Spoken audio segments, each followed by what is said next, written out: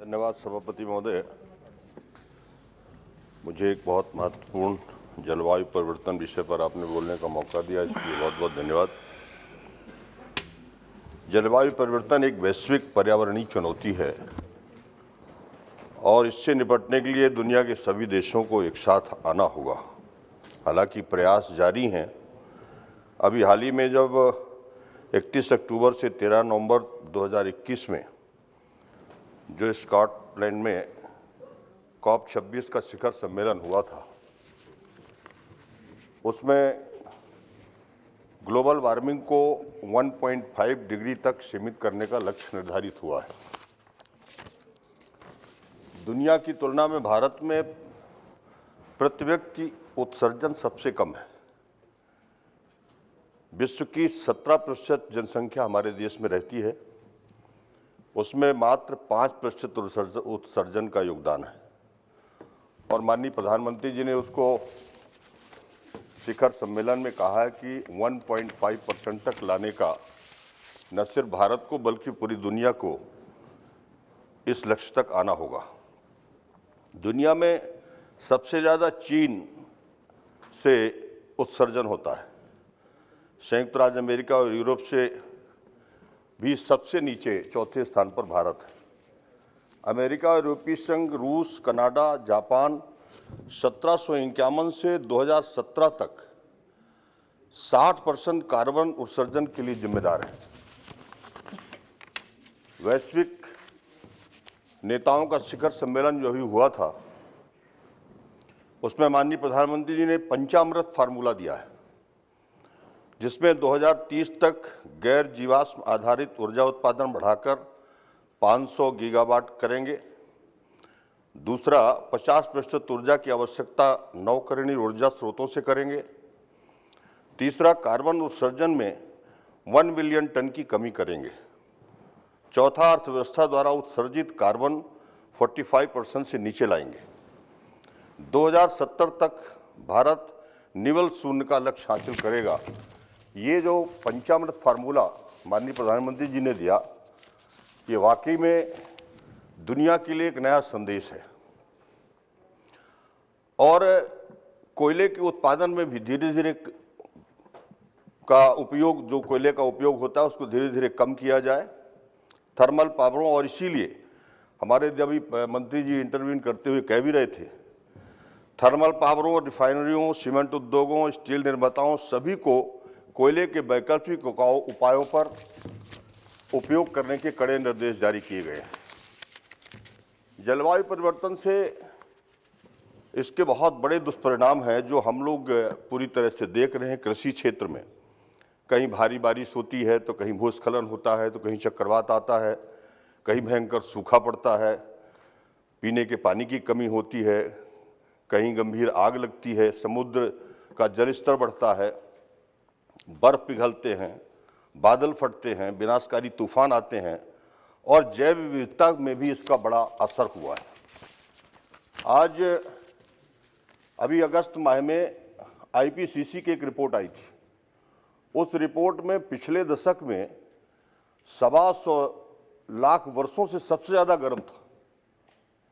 इसी तरह से महासागर में 11,000 वर्षों से सबसे ज़्यादा गर्म हुआ महासागर।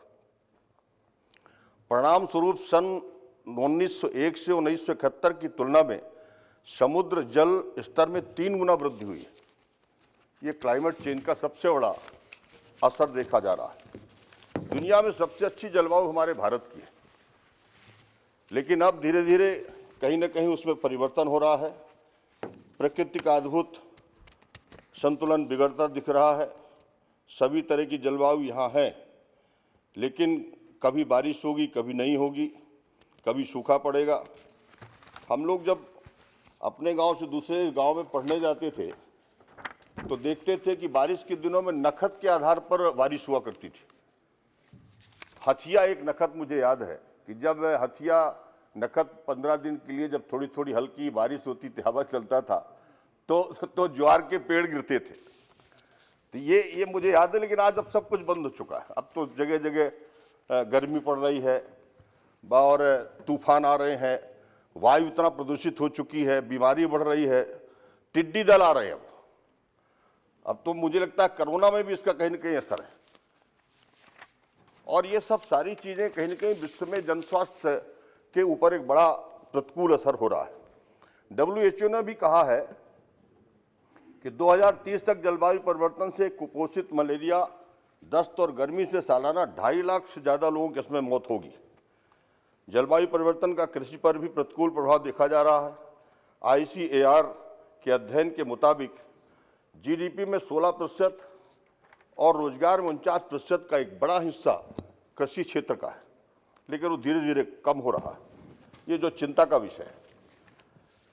आज कई राज्य जो बाढ़ से प्रभावित है, आसाम है, हमारा उत्तराखंड है, तमिलनाडु है, बिहार है, पश्चिम बंगाल है, मध्य प्रदेश है, कई राज्यों में कभी न कभी कोई ऐसी बाढ़ आती है जिससे भारी इसका नुकसान है। न सिर्फ हमारे देश में बल्कि दुनिया के दूसरे देशों में भी। अभी जर्मनी और बेल्जियम में इसका बहुत जबरदस्त असर देखा गया था। हमारे देश में सबसे ज्यादा चीन के बाद फलों की खेती होती है।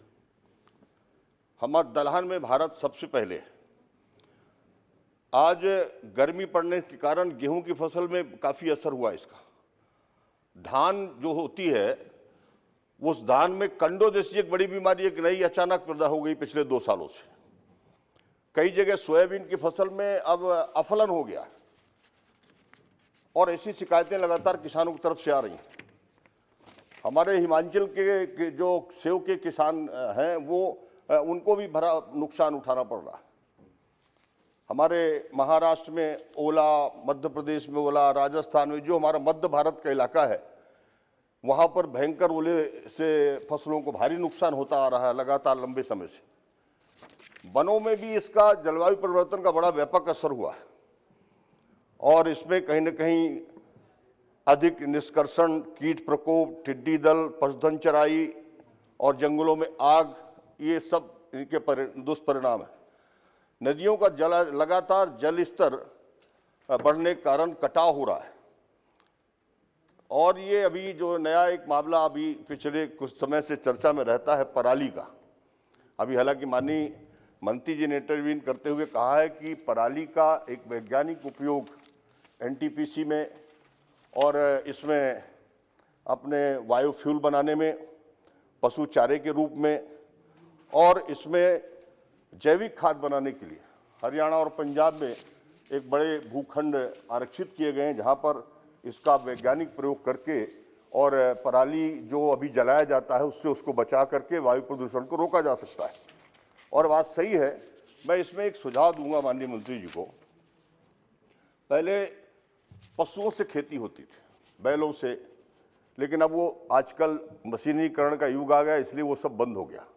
गाय हुआ करती थी, हम लोग प्यार के, पराली के बड़े बड़े स्टॉक जमा करते थे और वो जानवरों को खिलाते थे। आज जानवर भी सब छोड़ दिए गए, किसी के घर में अब कोई गोवंश नहीं है, वो सब बाहर है। तो वो किसानों की फसलों को नुकसान कर रहा है, लेकिन उनके सामने समस्या है कि अब उनके पास भोजन की व्यवस्था नहीं है। गौशालाएं बन रही, लेकिन बहुत थोड़ी संख्या में, 100 से ज़्यादा वहाँ पर हम गोवंश रख नहीं सकते।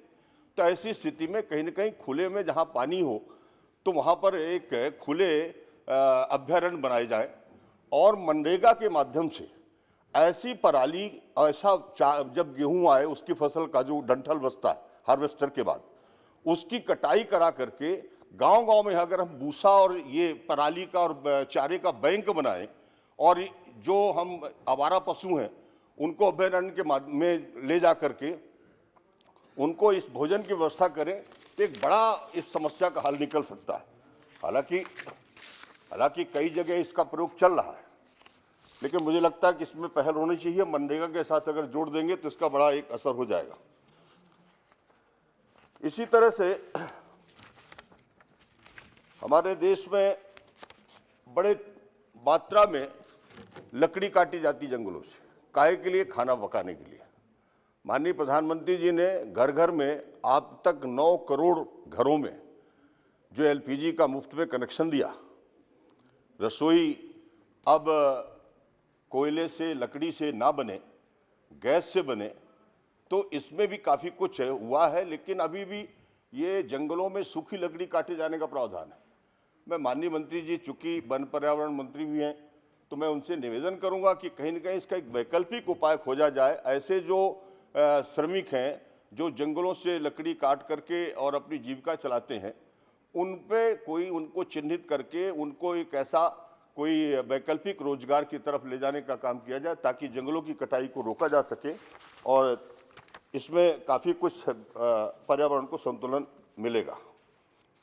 हमारे प्रधानमंत्री जी ने बिजली की खपत को कम करने के लिए एलईडी बल्ब का प्रयोग किया, ये जो बहुत सफल था और इसमें बहुत बड़ा फायदा हुआ है। सौर ऊर्जा को भी बहुत बड़ा महत्व मिला है। हमारा जन सरोकार बने पर्यावरण, इस दिशा में जो पहल की जा रही है हमारी सरकार की तरफ से, माननीय प्रधानमंत्री जी की तरफ से, माननीय मंत्री जी की तरफ से, ये स्वागत योग्य कदम है। जन स्वास्थ्य के लिए गंभीर चुनौती है जलवायु परिवर्तन, धरती के रक्षक की भूमिका में है भारत। और COP26 में मोदी जी ने वास्तविक जमीनी पहल की है, यह पूरे विश्व के लिए परिवर्तनकारी है। मैं अंत में हमारा देश इलेक्ट्रॉनिक वाहनों में सब्सिडी दे रहा है। दुनिया के कोई दूसरे देश इतनी बड़ी पहल नहीं कर रहे जो हमारे प्रधानमंत्री जी कर रहे हैं। एथेनॉल मिश्रण कर रहे हैं, सौर ऊर्जा को बढ़ावा दे रहे हैं, बैटरी निर्माण को बढ़ावा दे रहे हैं और इसमें अरबों डॉलर का निवेश हो रहा है। धनी देशों का रवैया ठीक नहीं है। मैं अपने इस बातचीत के चलते मैं कहना चाहता हूं कि 2009 में 100 अरब डॉलर की वार्षिक कोष की स्थापना की बात कही गई थी। आज 2020 तक यह लक्ष्य पूरा नहीं हुआ और निर्धन देशों को जलवायु के इस परिवर्तन को रोकने के लिए उनको सहायता नहीं मिल पाई। ये भी एक बड़ा कारण है जो इसमें बहुत प्रभावी रूप से देखा जा रहा है। अमेरिका में 252 अरब डॉलर की अकेले शराब में खर्च हो रहा है अमेरिका में जी। यूरोप में अकेले 210 अरब डॉलर रुपए सिर्फ सिगरेट में खर्च किया जा रहा है। अगर इन देशों में इनको थोड़ा थोड़ा टैक्स अगर लगाया जाए और विश्व के अरबपति जो कुल है इस देश में, उसमें 13,000 अरब डॉलर उनकी प्रॉपर्टी है। No please. और यदि उन पर 2% टैक्स लगा दिया जाए तो इसमें इस प्रकोप से बचाने के लिए 260 अरब डॉलर रुपए साल का आ सकता है और जिससे ये जलवायु के परिवर्तन में जो उपाय हैं उन उपायों में इस राशि को खर्च किया जा सकता है। मैं माननीय प्रधानमंत्री जी को, माननीय मंत्री जी को बहुत बहुत बधाई देना चाहता हूं कि जिस तरह से पूरे दुनिया में एक ऐसा संदेश जो सफल संदेश है और भारत सचमुच 1.5 के तापमान तक आने के लिए जो तैयारी कर रहा है उसके लिए बहुत मैं बधाई देता हूं। बहुत बहुत धन्यवाद।